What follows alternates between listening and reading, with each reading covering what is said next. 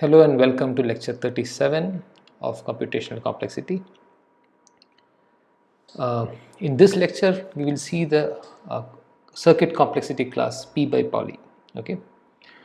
So, just to recap what we have seen in circuits so far, we have seen how circuit families can decide a language, even though it is a model that computes a function, how we can use it to decide a language, right? So this was done by having a circuit family, one for each input length, and by associating the inputs for which it gives one as an output as those in the language, right? We saw that any language has an order 2 power n sized circuit family. In fact, I mentioned that this could be improved to 2 power n divided by n, that was Lupinow's theorem, right? And we also saw Shannon's theorem, which said that there are languages that cannot be decided by a circuit family of size 2 power n divided by 10n, right? And in fact, what was even more surprising is that almost all the languages, almost all the functions are hard, meaning they cannot be computed in a circuit family of this size, right? And we also saw the circuit hierarchy theorem, which said that if you have a circuit of bigger size, then it can potentially compute more functions than what could be computed by a circuit of a smaller size, right? So today in this lecture we will define a class called P by poly, which is simply the class of languages that can be decided by polynomial size circuits. Okay, so polynomial size circuits mean maybe for simplicity we will just use AND, OR and NOT gates, and it is immaterial whether we allow like fan in n or constant fan in, because a fan in constant fan in a bigger fan in can be replaced by a tree of constant fan in gates, and it will still be polynomial sized. Okay, so in other words, P by poly can be written as union size n power c for c equal to 1, 2, 3 and so on, right? So it is one may think that it is the circuit equivalent of the class P, which was the class of all the languages that can be decided by deterministic polynomial time Turing machines, right? However, so let us see if that is indeed the case, or let us see how these two classes compare, P and P by poly. Okay. So first we will see that P is contained in P by poly. Okay. So as always, we will take an arbitrary language in P and show that it is contained in P by poly, which is the standard way of showing containment or inclusion of sets, right? So let L be a language in P. Okay, let L be a language in P. Right. So again, just to state, this is the theorem. Let L be a language in P. This means that there is a deterministic Turing machine M that computes it in, decides it in n power k time, right? N power k time for some constant k. If you recall the proof of Cook-Levin theorem, we could draw a computational table or computational tableau, right? So this is what we have here: computation table or tableau, where we start with the first starting configuration, where actually most of it is the input and maybe the starting state. So maybe I should include the starting state. I've just written input, so the starting state q start followed by input, and maybe I should just redraw this. So this part will be n for the input. So this is the starting configuration, then followed by the next configuration, and so on. Right? This is what we did in the Cook-Levin theorem, the proof of the Cook-Levin theorem, right? And the proof crucially hinged on the fact that the computation in a Turing machine is an extremely local phenomenon, right? So the head is somewhere in the looking at the tape, and the head moves left, right, and just one step on left or one step right, or stays. In any case, it cannot make changes very far away. It can only make changes in the next cell to the left or to the right, or when you look at it in the configuration sense, only if you look at the head location, only the place where the head is, or the immediately left location, or the immediately right location, these are the places where the configuration can possibly change, right? And we also had this notion of 2x3 windows where we try to see where some changes happen, right? So again, we will, in this theorem also, we will make use of the fact that the computation in a Turing machine is a local phenomenon, right? So what do we have to do here? We have a Turing machine that decides a language L in polynomial time, so we can draw the computation table. Now we want a circuit. So we want to we want to show that P is contained in P by poly. So we want to show a polynomial size circuit family for P by poly, right? So all that we will focus on is to obtain a so I said that the computation in the Turing machine is a local phenomenon. All I will focus on is to get a circuit to simulate or to make this local computation. Okay, so as I've indicated here, the blue cell here, which is in a certain row, is only going to be affected by the red cell directly above it, directly above and left, and directly above and right. These three red cells will completely determine the blue cell, right?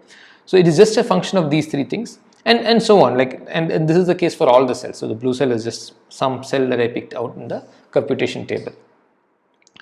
Right. So now I could have a Boolean formula that given the contents of the red cells, I could have a formula, or if I break down the content of the blue cells into binary symbols or bits, it may be long, it may not be one symbol, but it could be a big string. But I could have a Boolean circuit or circuits that generate this the content of this blue cell, right? And as we have seen in the case of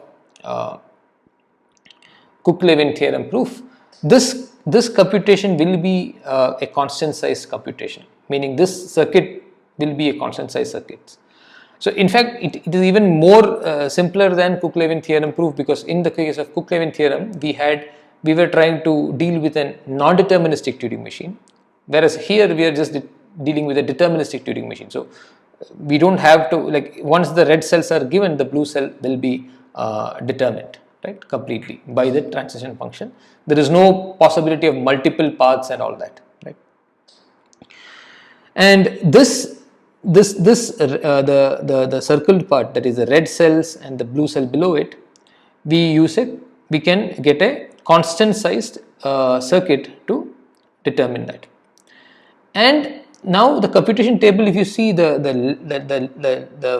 width of the computation table is n power k, where k is a running time, because the Turing machine can traverse up to n power k cells in the tape, right? Because that is the time that it has. It cannot traverse more than that, because this moves one step per time.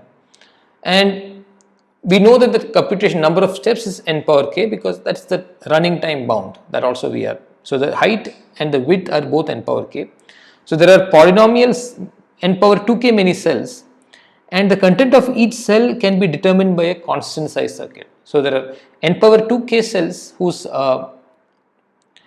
content have to be determined, maybe except for the first row, and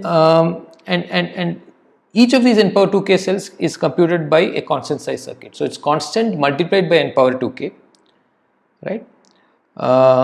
Which gives us order n power 2k sized circuit family to decide this language, right? So in fact, the bulk of the work will be done by these kind of this constant size circuits and its copies. But then one also has to verify that the start is a valid start, right? And whether there is an accept in the bottom row. So we have to also check whether there is an accept. So that will be another small circuit family for that. Is there an accept state, Q accept here? Right? That's a very simple Boolean formula that one could, or a formula that one could construct. So this whole circuit will take n power k times n power k, that is n power 2k cells, multiplied by a constant size circuit, which is exactly dealing with this computation, this computation of the blue cell from the red cells. So it's n power k times a constant, which is n power 2k. So we have shown that given any language, it has a deterministic, any language in P, it has a deterministic Turing machine that runs in some n power k time for some constant k, and correspondingly we get an n power 2k sized circuit family to decide the same language, right? And which is what we wanted. So now we have shown that L has a polynomial size circuit. So any language in P is contained in P by poly, right? So one natural question that one would ask is, okay, P is contained in P by poly. Well, is P equal to P by poly, right? Because that's what one would, that's one reasonable thing to guess. So the answer is no, this is not the case. P is not equal to P by poly, mainly because this boils down to the non-uniformity, right? So what do I mean by non-uniformity? Each language is captured by a circuit family, not a single circuit, and it can have different circuits for, or it will have different circuits for different input lengths, and this really makes a difference in the case of when you compare Turing machine based computation and the circuit based computation. So circuit based computation is non-uniform, and we will see the difference. So we have a proof for that P is not equal to P by poly, right? So this is not the case, right? So in fact we will show that there are undecidable languages in P by poly. Okay, so let us see why, right? So first we will show that suppose L is a unary language, right, which means L contains only strings that are composed entirely of ones. Okay, not all the strings that contain that are composed of ones, but some of these strings. So L could be 1, 1, 1, 1, 1, 1, 1, 1, 1, 1, 1, 1, 1, 1, 10 ones, maybe 20 ones are there, and so on. So right. So L is a unary language. In that case, we show that L is in P by poly. Okay, why is this the case? This may not be that difficult for you to imagine, because if L is a unary language, which means for each length, L can possibly contain, for each length n, L can, so let's say for length 4, so 1 1 1 1 is a string. So either 1 1 1 1 is there in L or is not there in L, and this is if there is a string of length 4 in L, this is the only string that is possible, right?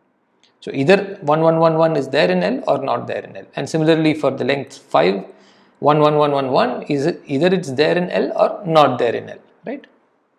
So that's, and because there is only one candidate string per length, it is not really that difficult to construct a circuit family, right? So suppose, so L contains only strings of this type, only comprising of ones, right? So now let us construct the circuits for each k. Okay, so for each k we need to check if the string of length k, the only string of length k, that is just 1 power k, is it in L or not? If it is in L, right, so recall for each k we get to, for each input length we get to make a circuit, right? So if 1 power k is in L, then the circuit for that k will be an AND of all the input bits, right? So I could just have an AND of all the input bits, and this is a polynomial sized circuit, right?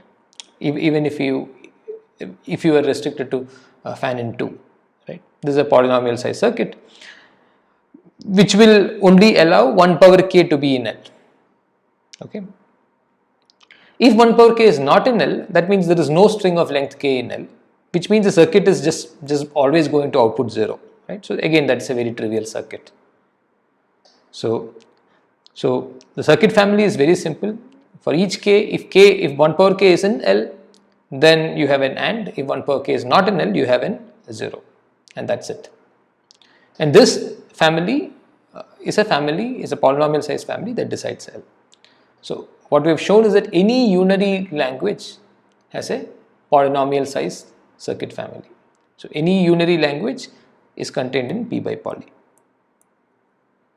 So the real thing is that the non-uniformity combined with the fact that there is only one candidate string per input length means that you could just look at the input length and say whether it is there or not. That's all that there is.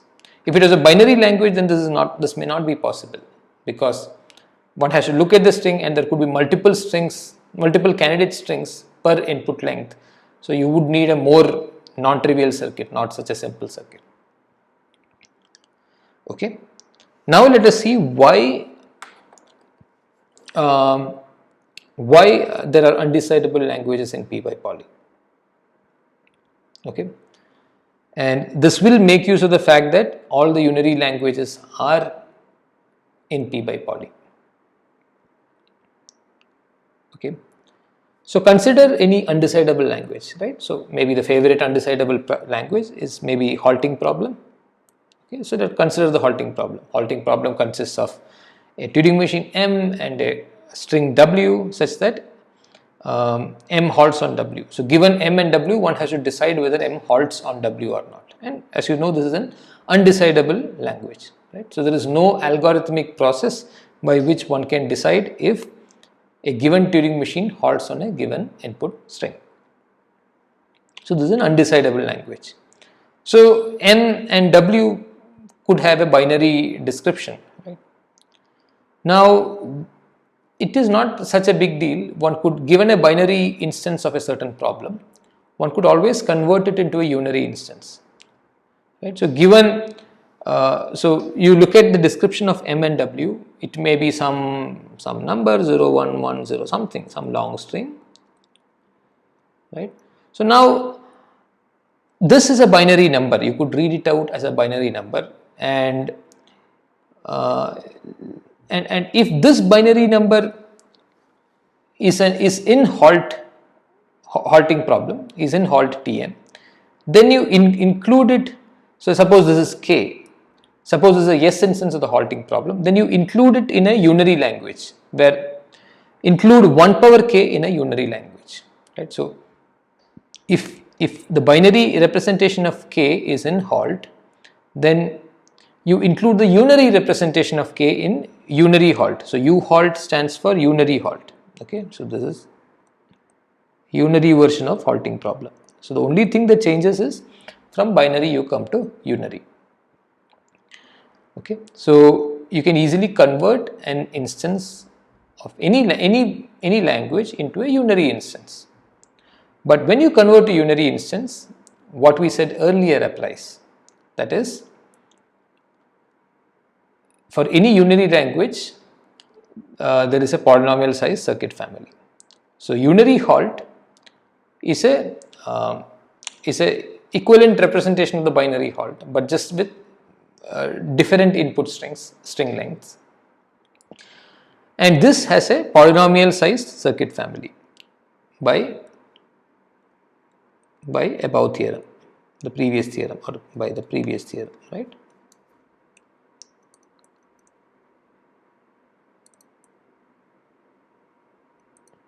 However, it is still undecidable.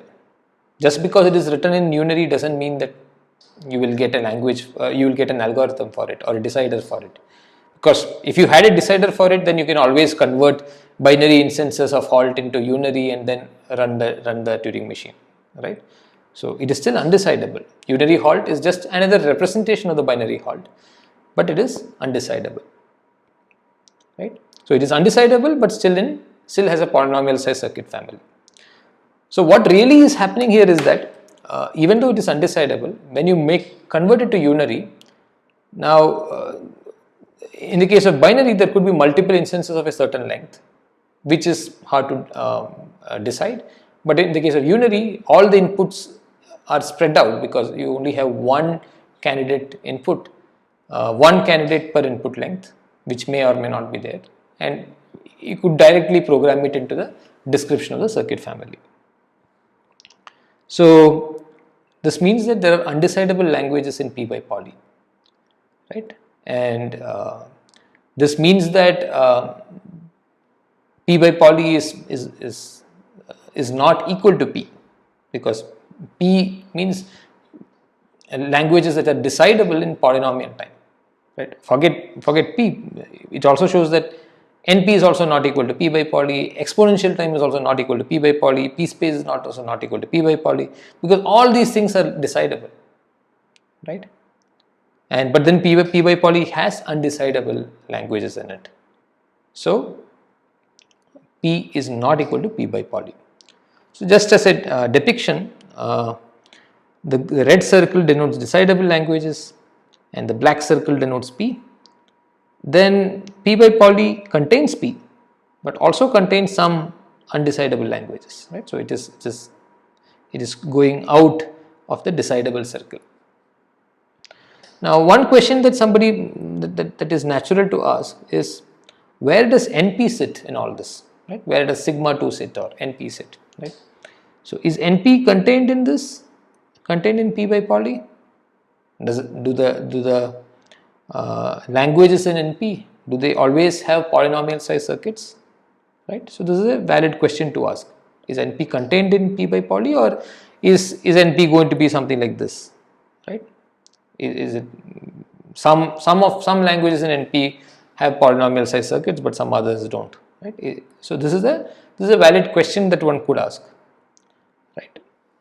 So what was so that's an interesting question, and we don't have a yes or no answer as of now, like for many of these questions, right? We don't know if P equal to NP also, right? But but it has been shown that if NP were contained in P by poly like this, right? If situation was like this, then in that case there will be a collapse of the entire polynomial hierarchy to sigma 2, right? So because it is widely believed that P is not equal to NP and that the polynomial hierarchy does not collapse, it is also one tends to take this as an evidence that NP cannot be contained in P by poly, or in other words, it is believed that there are languages in NP that do not have polynomial size circuits, because there is some evidence that something else will happen that is unlikely. So that theorem is called the Karp-Lipton theorem, and we will see it in the next lecture, right? So in this lecture, what we saw was that we defined P by poly, which is the class of languages that have polynomial size circuits. We saw that deterministic polynomial time P is contained in P by poly. However, we saw that P by poly also contains undecidable languages. Hence, P cannot be equal to P by poly. So just proper subset. And we concluded by discussing about where does NP fit in all this. That's all from lecture 37.